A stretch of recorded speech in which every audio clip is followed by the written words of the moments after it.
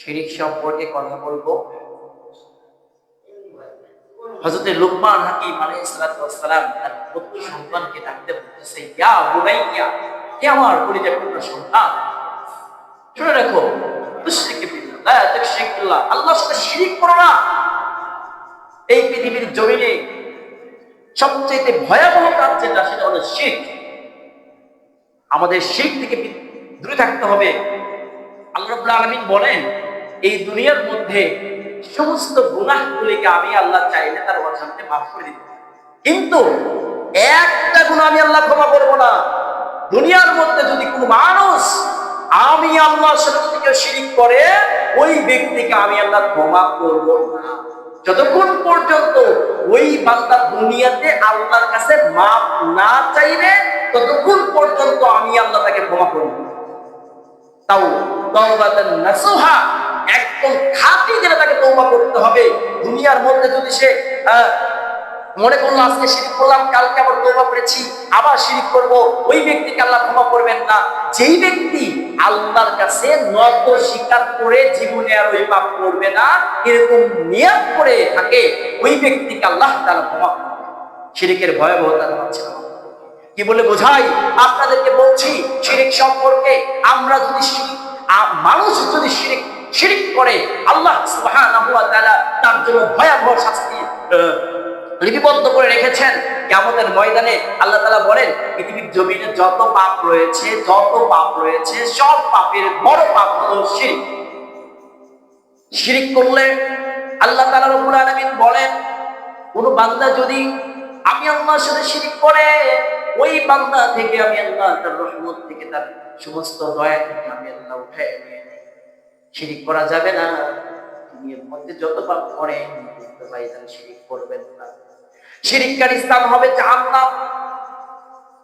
কোন বান্দা যদি জাহান্নামে যায়, সে শিরক করে নাই, কিন্তু অন্যান্য পাপ করেছে, তার পাপের পরিমাণ এত বেশি হয়ে গেছে, তারপরে আল্লাহ রাব্বুল আলামিন তাকে জাহান্নামে দিয়েছেন।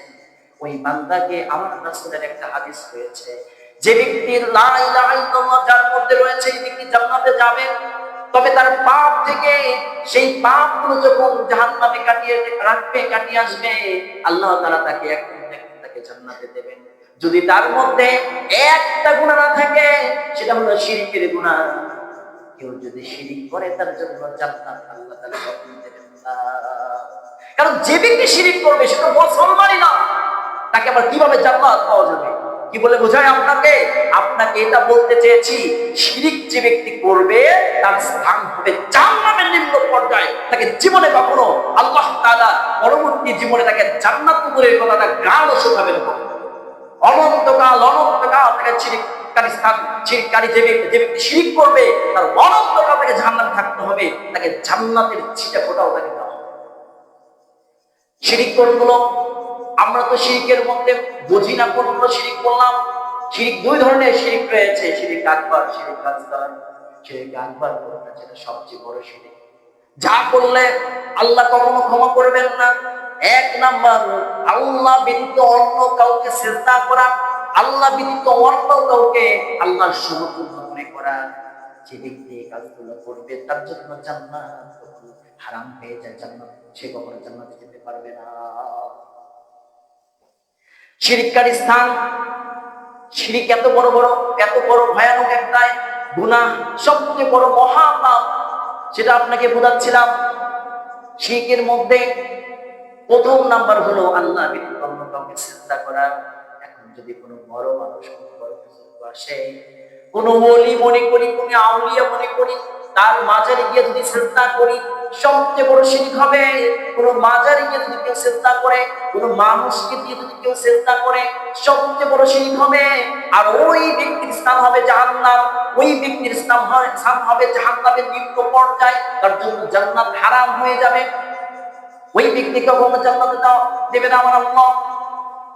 দুই নাম্বার, কোন ব্যক্তি যদি আল্লাহ ব্যতীত অন্য কারোর কাছে সাহায্য চায়, কোন ব্যক্তি যদি আল্লাহ ব্যতীত অন্য কারোর কাছে সাহায্য চায়, যেমন সন্তান দেওয়ার মালিককে আল্লাহ, কিন্তু কিছু লোক আছে যারা মাজারে গিয়ে সন্তান চায়, বিশ্বাস করে, ওই ব্যক্তির জন্য সবচেয়ে হতভাগা যে ব্যক্তি আল্লাহ ব্যতীত অন্য কারোর কাছে সন্তান চায়।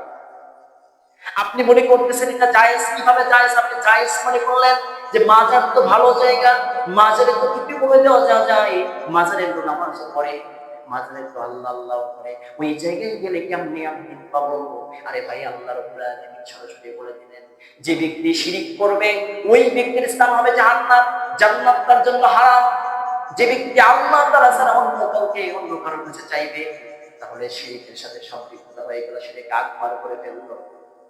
আর যে ব্যক্তি শিরকে আকবার করবে তার জন্য তো জান্নাত হারাম। হারাম জীবনে কখনো সে জান্নাতে যেতে পারবে না, শুধু জাহান্নামে তাকে পড়ে থাকতে হবে।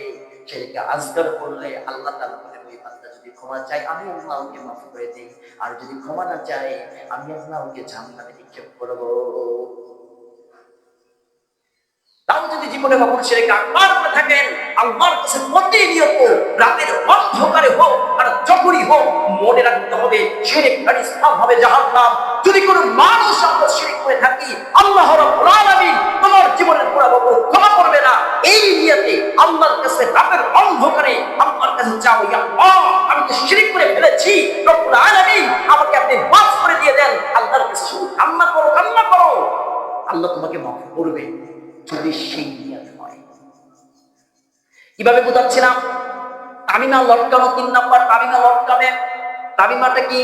শুধু তাবিজের মধ্যে যদি কোরআনের আয়াত লিখে যদি ভিতরে ঢুকে দেওয়া হয়, ওটা নেওয়া হারাম, ওটা নেওয়া কিন্তু শিরক না।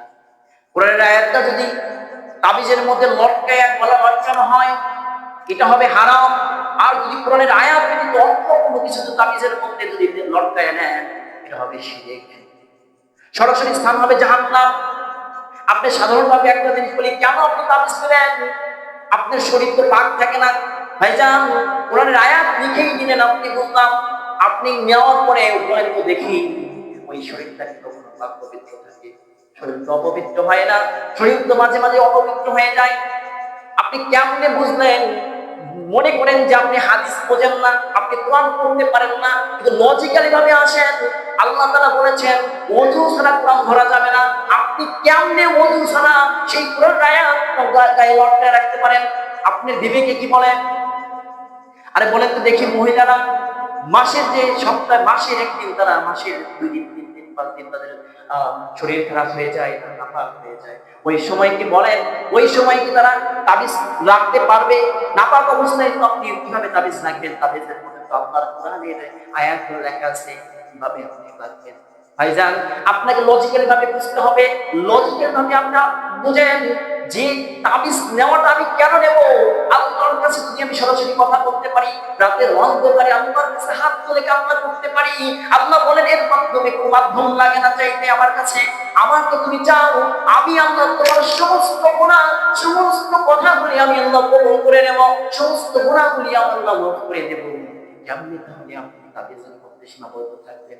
বলেন তো দেখি, এই সামান্য বস্তু আপনাকে সারাই দিতে পারবে? আল্লাহ যদি না চায় আপনাকে তাবিজে সারাইতে পারবে? শিরকি কথা বলে, শিরকি বিভিন্ন কাঠের টুকরো, মানুষের দাঁতের টুকরো, হাড়ের অংশ নিয়ে যদি আপনি তাবিজের মধ্যে লটকান, আপনি শিরিক করবেন। আর এই শিরিকের স্থান হবে জাহান্নাম। আপনাকে কখনো জান্নাতে যেতে পারবেন না। শিরিক করলে আপনার স্থান হবে জাহান্নাম, আপনি বুঝতেইছেন, তারপরে আপনি শিরিক করবেন কেন? কারণ আপনার বাপ, আপনার দাদা, আপনার 14 গোষ্ঠী এই শিরিক করেছেন, তাবিজ দিয়েছেন। এত তাবিজের বিরুদ্ধে কথা বলার পরেও আপনি বাড়ি থেকে আপনার সন্তানের হাতে তাবিজ আছে, আপনি খুলবেন না। এটাই আমরা বুঝি যে হতভাগা মুসলমান, আপনাকে দেখলেই বোঝা যায়। কোমরে এখনো তাবিজ লটকানো আছে, কোমরে তাবিজ লটকে মসজিদে এসে সালাত আদায় করবেন, আপনার সালাত হবে না, হবে না, হবে না। এটাই চূড়ান্ত কথা। বলছিলাম শিরিক সম্পর্কে, যে ব্যক্তি শিরিক করবে তার স্থান হবে জাহান্নাম, জাহান্নামের নিম্ন পর্যায়ে চলে যাবে। ছোট ছোট কিছু শিরিক আছে, আমি আর বিস্তারিত না বলি, অন্য একদিন আপনাদেরকে আলোচনা করে শোনাবো। প্রিয় ভাইরা আমার, ছোট ছোট শিরিকের মধ্যে রয়েছে, পিছন দিক থেকে কেউ কাউকে যদি ডাক দেয়, ডাক দেওয়ার পরে যদি নিজে অশুভ মনে করে, এটা শিরিক হয়ে যাবে, আপনা আপনি শিরিক হয়ে যাবে। আবার আমরা কথার মাধ্যমে বলি, ভাই ভালো থাকবেন, ভালো থাকেন। আরে ভাই, তুমি কি ভালো রাখার মালিক? তুমি যে বললে তাকে ভালো থাকেন, এই কথা বলা যাবে না। তাহলে আল্লাহ তাআলা আপনাকে এই গুনাহ থেকে বিনাশ করে দিবেন, গুনাহ হয়ে যাবে। আমাদেরকে সকল আল্লাহ সুবহানাহু ওয়া তাআলা আমাদের এই সমস্ত শিরক থেকে দূরে থাকার জন্য তৌফিক দান করুন। আল্লাহুম্মা আমিন। আল্লাহ যেন আমাদের শিরক থেকে মুক্ত করে দিক শিরক মুক্ত সমাজ প্রতিষ্ঠা করতে পারি, আল্লাহ তাআলা সেই সুযোগ দান করুন। সকলে বলুন আল্লাহুম্মা আমিন। আমার তৌফিক ইল্লা বিল্লাহ। আসসালামু আলাইকুম ওয়া রাহমাতুল্লাহি ওয়া বারাকাতুহু।